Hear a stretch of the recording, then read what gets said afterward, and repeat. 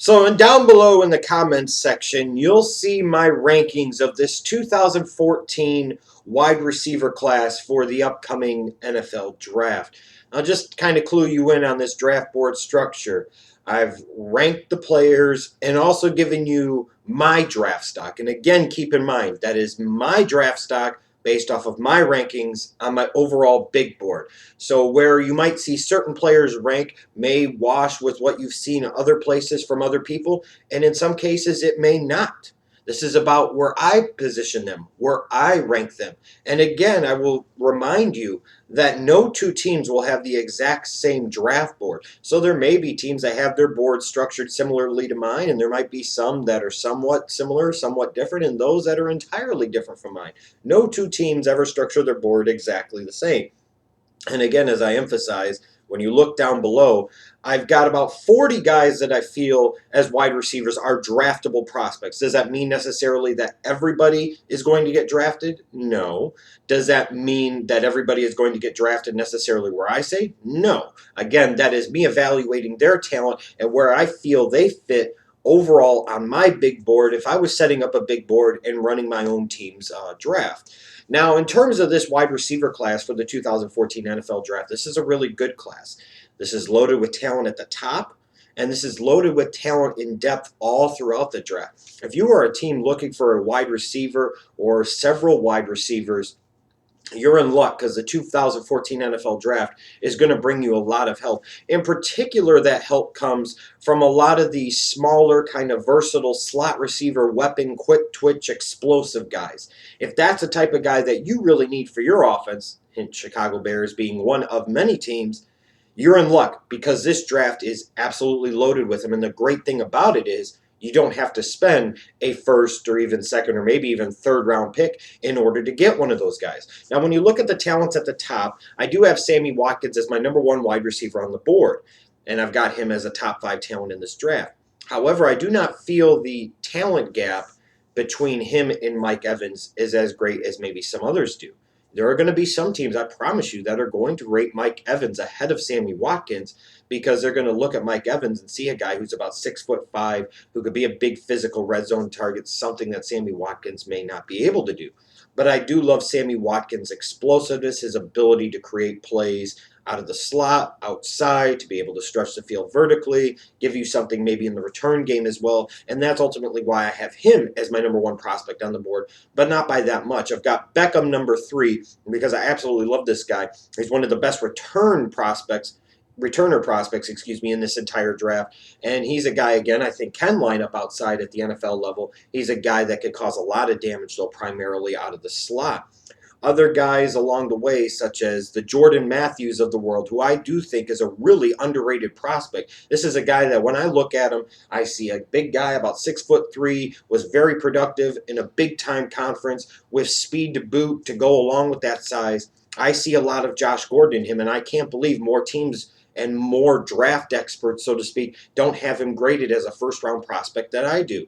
And the same thing with a Marqise Lee and a Brandin Cooks. These are guys that bring something to the table. Now, I might be not quite as high on a Brandin Cooks as some other individuals who might have him rated as their third or God knows even their second wide receiver on the board. But in this draft, I think Watkins is better. I think Mike Evans is better. I do like Odell Beckham better than a Brandin Cooks because I think all around Odell Beckham brings more to the table. I also think Jordan Matthews is better because he profiles better to me as a future number 1 wide receiver in the NFL. And Marqise Lee is one of those guys that before the 2013 college football season started, a lot of people were talking about as a top 5 or top 10 prospect. I know I was. So I'm not going to totally back away from him, even though he didn't have the greatest 2013, and there may be some concerns about his knee. I think he brings more to the table just a little bit than a Brandin Cooks does. But again, this is a really deep, really talented, really loaded draft class of wide receivers, both in the first couple of rounds and through the end of the second day and into the third day of the draft. Now, there are some prospects that I do feel are overrated. I look at Donte Moncrief from Ole Miss, and I see the physical tools, but the physical tools don't really match the production. And I see a guy that probably could have benefited from going to school for another year. And people are going to sit there and say, well, look what he did at the combine. Okay, don't overrate shit just because of the combine. Same thing with like a Cody Latimer from in Indiana. You know, he didn't fully work out necessarily at the combine, but He's lit it up apparently at the pro days and the individual workouts. And I heard Matt Miller sit there and say that he thinks Cody Latimer could be a late first, early second round pick. Let's pump the brakes here.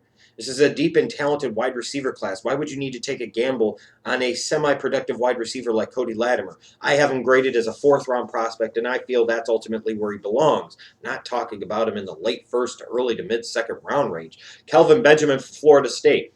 The physical package, the physical tools are there, and he made some incredible catches, some big-time plays, see the national championship game. But this is a guy that I could get some concerns about his ability to consistently get separation at the NFL level, and I also have some concerns about his hands, his focus, because he's very inconsistent in catching the ball, not to mention the fact that he's 24 years old. So even though he's a third-year sophomore, he's a little bit of an older prospect, and that will knock him down the board for me just a little bit. And I'm surprised more people haven't put him in the second-round range where I feel he belongs. Now, there are some underrated prospects, and that's bound to happen in this type of draft with so much talent all throughout the wide receiver class. I look at Josh Huff from Oregon in a class with so many guys that are kind of those quick-twitch, versatile slot weapons, the guys like the Cookses and the Beckhams and the Lees and the so-ons and so forth. I think a guy like Josh Huff is just completely flying under the radar and is going to make a team really happy that drafts him maybe late in the second day in the third round. A guy that I'm just flabbergasted isn't getting more buzz or more attention is Kevin Norwood from Alabama. Reminded me quite a bit of a Hakeem Nicks when he was coming out of North Carolina. This guy's got the size, he's got the speed, he's got great hands. I think he's a good route runner. He uses his body well. He's a good red zone target. Maybe it's because he wasn't utilized well enough when he was at Alabama. I don't know. But I see a lot of projections for Kevin Norwood being a fifth or sixth round pick. Man, I look at it and I say, no, no, no, no, no. This guy's a top 15 prospect in this draft class at wide receiver. I think this guy, somebody's going to take a chance on him early in round 3, round 4, maybe no later than round 5, and they're going to be very pleased with what they get. Same thing with Jeremy Gallon out of Michigan. I can't believe I see a lot of people that have him as an undraftable prospect, and I'm just stunned. I mean, I saw this guy make some big plays at Michigan. And again, for a team that needs somebody that's explosive out of the slot, he might not be as explosive as, let's say, an Odell Beckham or a Brandin Cooks, but that doesn't mean that he still can't be effective even at all of 5'8". Now, there are a couple of sleepers I want you to keep your eyes on, too. That one is Jeff Janis from Saginaw Valley State. This is a guy here about 6'2.5", 6'3", 215 pounds. If you go and watch his film, you see a guy that, yes, had an inferior level of competition, I'll grant you, but this is a guy that used his size very well, was a really good route runner, and would surprise you with his explosiveness and speed. I think this is a guy that's going to creep up and surprise some people come draft day in terms of maybe going in the 4th or 5th round. And then John Brown from Pittsburgh State in Kansas, minus the H. Here's another guy. You're talking about these small, kind of quick twitch, explosive athletes that can impact the game out of the slot and as a returner. I don't know how much he's going to contribute at the NFL level in terms of as a slot receiver, but I promise you this much. He's got all the tools you need to be a big-time contributor as a kick returner and in particular as a punt returner. And somebody that's looking for a playmaker on special teams come 5th or 6th round will get somebody, I think, that gives them really good value in a John Brown. So again, you can look at my wide receiver draft board down in the description box below. It's a really good class, a really strong class, and one of the best classes that I've personally seen in over my 20 years of watching football. Let me know what you think of my rankings, if you think I've got guys in the right spot, who I maybe have overrated, who I maybe have underrated, and tell me why. I look forward to seeing your answers.